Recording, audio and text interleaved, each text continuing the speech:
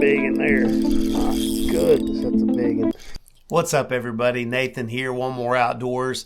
And I wanted to talk to you guys today about the notorious jig head minnow. It's one of the most dominant baits in the bass fishing world right now. Has been for the last 3-4 years.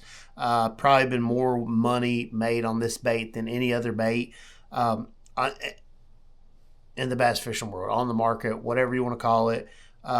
It's huge. It's called all kinds of different things: pinging a minnow, fishing a minnow, hover strolling, bottom strolling, mid strolling.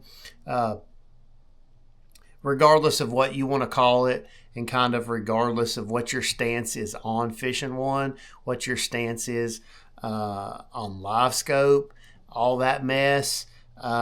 If you're not using this bait, someone's probably taking your money using this bait. Okay, so what I want to go over with you guys is kind of some of the biggest mistakes that I've made in the past trying to fish one, and some of the biggest mistakes I've seen other people make fishing a minnow. Okay, so first off, probably the biggest mistake that I've seen and that I've done even myself out fishing a minnow is going too heavy with my jig head. Okay, one of the biggest mistakes, because here's the thing, and here's what's so cool about fishing a minnow, what makes it so good. It's kind of how it got the name hover strolling or mid strolling. The technique is so powerful, and how the bait just strolls through the middle of the water column at a slow pace. All right. This is a Zoom wing fluke. And what makes fishing a minnow so powerful is how you can take a lighter jig head and you can just stroll this minnow in the middle of the water column.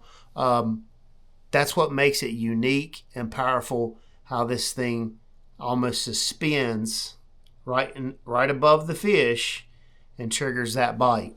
I've done it myself. I've seen other anglers do it themselves. Because as humans, we're not patient. We want to fish fast. We want to reel them in fast. We want to put them in the live well fast, and we want to get to the next one super fast. But the deal is, a lot of times you got to slow down, and you got to go lighter on your jig head. Regardless of how fast we want to catch them, more than likely, and most of the time, it takes a lighter jig head and a slower presentation of that bait just truly suspending above that bass and rocking back and forth. That's going to truly trigger more bites. Myself personally, I never really go over a 3/16. Depending on what minnow I'm fishing. In the wintertime, when the water's cold, usually won't go over an 1/8. And what size minnow you're fishing, that's all gonna, affect the rate of fall, all that riprap. I don't want to get into all that. Just the biggest mistakes that I've made and I've seen others make is just going way too heavy. Maybe you're struggling catching fish on a minnow. A tip that I could give you: go lighter on your jig head. Downsize that weight a little bit, and that's going to truly help you in the long run get more bites. Another mistake that I've made and I've seen other anglers make is being one minnow wonders, okay? They get so stuck on one bait and they put it on, okay, maybe it's a freeloader, okay? They go out, buy some freeloaders, get some jig heads, and they smash them on the freeloader. Okay, they go back again. You go back to history. What you caught them on yesterday. Put that freeloader on. Just fish it all day long. Not getting no bites. Not triggering no bites. One minnow wonders. Listen, don't be afraid to mix it up. Don't be afraid to try different minnows. Don't be afraid to try different brands. You don't have to go out and buy 10 different brands of minnows. Like, you could go out and buy some Crush City stuff, some Mooch minnows, some freeloaders. You can go get some Zoom winged flukes. All right. You can get those two brands and probably compete in any tournament that you would want to fish. You don't have to have 37 different minnows. Get a couple brands. The biggest key is the sizes and the flat side. All right. That flat-sided minnow, like a freeloader or this Zoom Wing Fluke, or even the Sakamata shads, good luck finding them. They're like finding a needle in a haystack, okay? And they're way overpriced. That flat side is going to roll and rock better in the water. And another tip, if you're minnow shopping, you're new to it, you really don't know what to buy, always go with a two-tone minnow. See, this one has a black back and a white belly. What that two-tone does in the water is it creates flash. Every time this bait rolls, when you're throwing slack to your line, it creates flash almost like a willow leaf spinner bait. That thing is flashing and rolling in the water. See how it's picking up the light right now? That's what it's doing in the water when you're shaking your rod tip, jigging that minnow. Okay, you're throwing slack to your line and it gets this bait rocking and a-rolling, and that's what triggers those bites, the two-tone. If you just throw a white bait, you're not going to get that. Go with the two-tone bait. It's going to help you tremendously. And get some different sizes. Don't get stuck with just throwing a freeloader. Don't get stuck with just throwing a mooch minnow. Don't get stuck with just throwing a 4-inch wing fluke. Get a variety of sizes, and it's tremendously going to help you catch more fish if you have more options. Here's the thing about minnow fishing. It's gotten so big. Everybody's doing it. The fish have seen everything.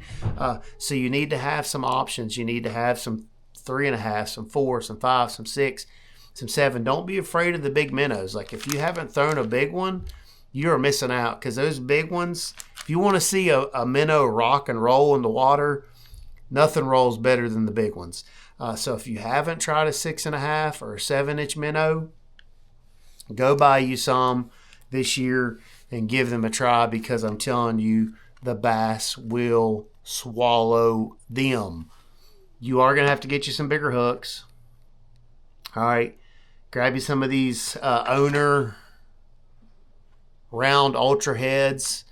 You need a 5/0 hook with a 6-inch minnow, 6.5-inch minnow, 7-inch minnow.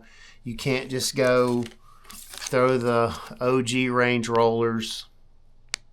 You need a bigger 5/0 hook for the bigger minnows. But have a variety of minnows. Like I said, you don't have to go spend a fortune, but don't be a one-minnow wonder. I've seen it time and time again with guys on the water. They get stuck on one minnow. They're out there grinding, not catching nothing. And I could change it up and just throw something a little bit different. Even a 1/2 inch a lot of times can make a tremendous difference. And playing with your weight back and forth. Don't get stuck on one size weight. You know, mix it up. If you're not getting bit, don't be afraid to change it up. Don't be afraid to go lighter. Don't be afraid to go a little bit heavier. But like I said, usually the lighter is always going to get you more bites.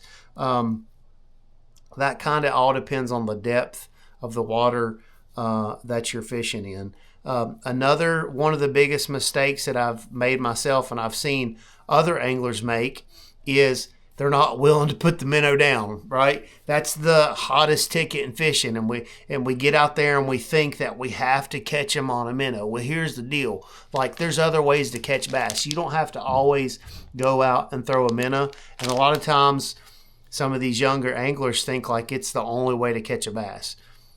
It's not. You don't have to fish a minnow every day, every second of every day. Sometimes you're just going to have to learn, hey, I need to put this thing down and pick something else up. These fish are seeing minnows all day long, every day, every brand of minnow.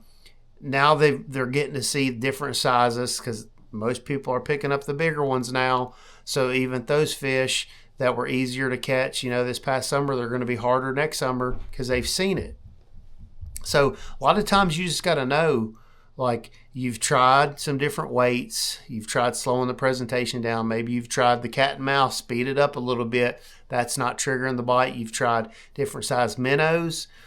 Maybe it's time to lay the old minnow down and pick up a jig. Maybe it's time to put the minnow down and pick up a topwater. Try something else. Don't just get stuck on thinking you have to fish a minnow because it's the hottest technique out there. There's other ways to catch bass, okay? Hopefully this helps somebody. Leave me a comment. Let me know if it helped you. Leave me a comment. Let me know if there's something else you'd like me to cover, maybe another technique, any other tips I could share with you. I'd love to share with you.